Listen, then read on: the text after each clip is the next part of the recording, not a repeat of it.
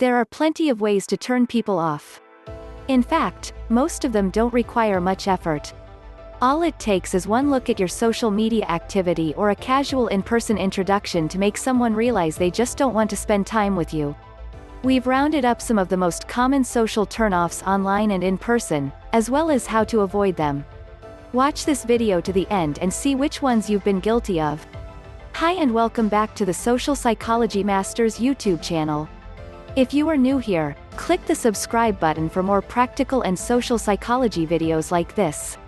And if you like the content of this video, kindly give it a like. Let's begin. 1. Sharing too many photos on Facebook.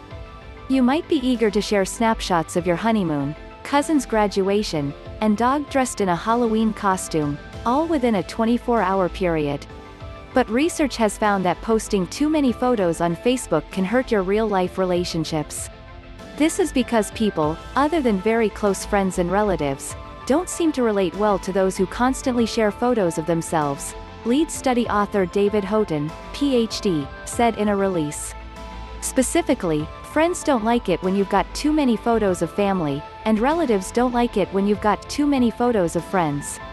As Ben Marder, PhD, another author on the study, put it, "Be cautious when sharing and think how it will be perceived by all the others who may see it." Although sharing is a great way to better relationships, it can also damage them. 2. Having too many or too few Facebook friends. In one study, researchers asked college students to look at fictional Facebook profiles and decide how much they liked the profile's owners. The study took place in 2008, and the students had about 300 friends each. Results showed that the sweet spot for likability was about 300 friends.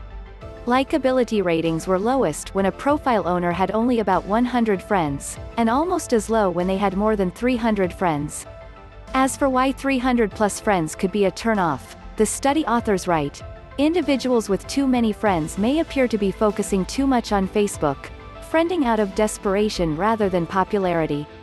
On the other hand, the researchers acknowledge that if you look at a population where the most common number of Facebook friends is 1,000, the sweet spot for likability could be 1,000.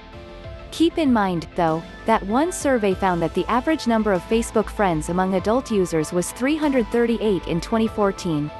Interestingly, the study also found that participants weren't consciously aware that they liked people less when they had too many or too few Facebook friends. 3. Disclosing something extremely personal early on in a relationship. In general, people like each other more after they've traded confidences. In fact, self-disclosure is one of the best ways to make friends as an adult. But psychologists say that disclosing something too intimate, say, the fact that your sister is having an extramarital affair, while you're still getting to know someone, can make you seem insecure and decrease your likability. The key is to get personal without getting overly personal. As one study led by Susan Sprecher at Illinois State University suggests, simply sharing details about your hobbies and your favorite childhood memories can make you seem warmer and more likable. 4. Asking someone questions without talking about yourself at all. That same study by Susan Sprecher found an important caveat to the idea that self-disclosure predicts closeness. It has to be mutual. People generally like you less if you don't reciprocate when they disclose something intimate.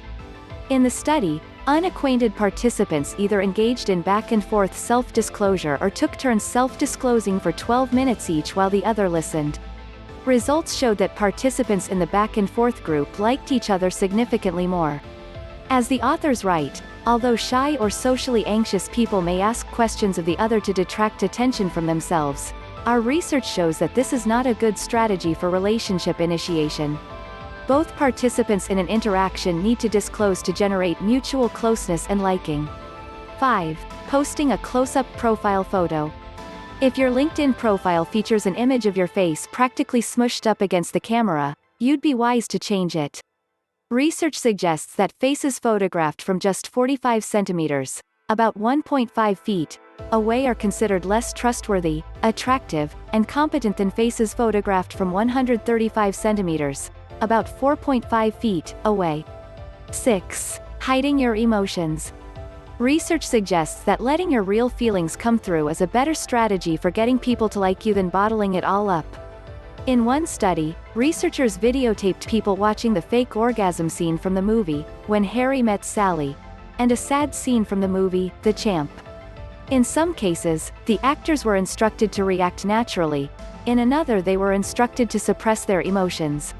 College students then watched the 4 versions of the videos.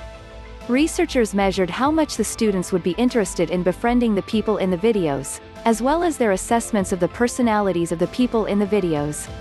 Results showed that suppressors were judged less likable, as well as less extroverted and agreeable, than people who emoted naturally. It probably goes back to that idea of reciprocation. The researchers write, "People do not pursue close relationships indiscriminately. They probably look for people who are likely to reciprocate their investments. So when perceivers detect that someone is hiding their emotions, they may interpret that as a disinterest in the things that emotional expression facilitates: closeness, social support, and interpersonal coordination." 7. Acting too nice. You might think you'll win people over by acting altruistic, but science suggests otherwise. In a 2010 study, researchers at Washington State University gave college students points that they could keep or redeem for meal service vouchers. Participants were told that they were playing in groups of 5, even though 4 of them were manipulations by the researchers, and were told that giving up points would boost the group's chance of getting a monetary reward. Some of the fake participants would give up lots of points and only take a few vouchers. As it turns out, most participants said they wouldn't want to work with their unselfish teammate again. Some participants said the unselfish teammate made them look bad. Others suspected they had ulterior motives. The real-world implication here is that you don't want to be the coworker who always agrees to get pizza for the meeting or fix the printer when it's jammed. Instead, it's okay to say no sometimes, as long as you explain why you can't commit. 8. Humble bragging. To impress friends and potential employers, avoid complimenting yourself and trying to disguise it as self-criticism. This behavior, otherwise known as humble bragging, could be a turn-off, according to a recent study. In the study, college students were asked to write down how they'd answer a question about their biggest weakness in a job interview. Results showed that more than 3/4 of participants humble bragged, usually about being a perfectionist or working too hard. Yet independent research assistants said they'd be more likely to hire the participants who were honest, and found them significantly more likable. Those students said things like, "I'm not always the best at staying organized," and "sometimes I overreact to situations." Another alternative is to talk about weaknesses that don't directly relate to the job. For example, a fear of public speaking if you're applying for a writing position. 9. Getting too nervous. Never let him see, or smell, you sweat. Research suggests that the odor of your nervous sweat may subconsciously influence people's judgments of your personality. Back in 2013, researchers at the Monell Chemical Senses Center had participants watch videos of women in everyday situations, like working in an office and taking care of a child. While watching the videos, they sniffed 3 kinds of sweat in a row. Sweat that someone had produced while exercising, sweat produced during a stressful situation, and sweat produced during a stressful situation that had been covered up with antiperspirant. Participants were then asked to rate the women on how competent, confident, and trustworthy they seemed. Results showed that participants rated the women lower on all measures when they smelled the stress-induced sweat. When they smelled the stress sweat that had been covered up with antiperspirant, they rated the women more positively. If you enjoyed this video, kindly give it a like and don't forget to subscribe to our channel for more practical and social psychology videos like this. Thanks for watching.